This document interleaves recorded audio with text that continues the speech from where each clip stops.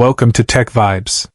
If your smart TV is not turning on, no standby light, no logo, no sound, stay with me for the next few minutes.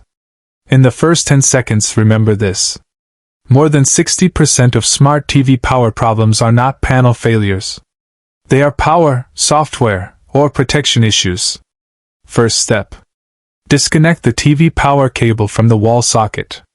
Wait at least 5 full minutes. This allows the internal capacitors to fully discharge.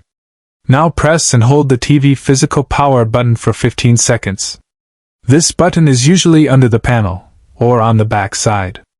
After that, plug the power cable directly into the wall socket. Do not use any extension, power strip, or stabilizer. Try to turn the TV on. Second step. Check the power indicator light carefully. If there is no light at all, the issue is likely power supply related. Try a different wall socket from another room. Use a known working power cable if the TV uses a detachable cable. For Samsung, LG, Sony, and Hisense TVs, faulty power cables are very common. Third step.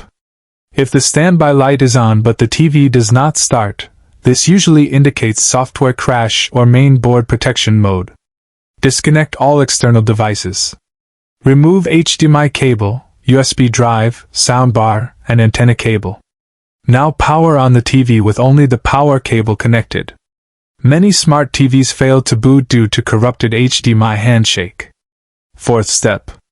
If the TV light blinks continuously or changes color, this is a protection error. Count the blink pattern carefully.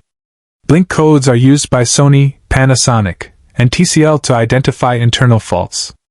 In most cases, this is caused by shorted backlight or voltage fluctuation. Fifth step. For Android TV or Google TV models, software freeze is very common. If the TV turns on but stays black, perform a forced restart. Press and hold the power button on the TV body for 30 seconds. Release it, wait 1 minute, then power on again.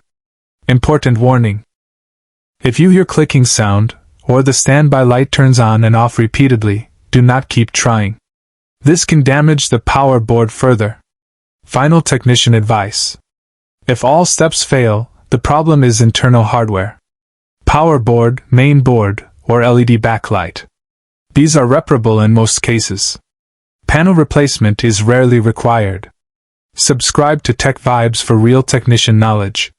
No myths. Only working solutions.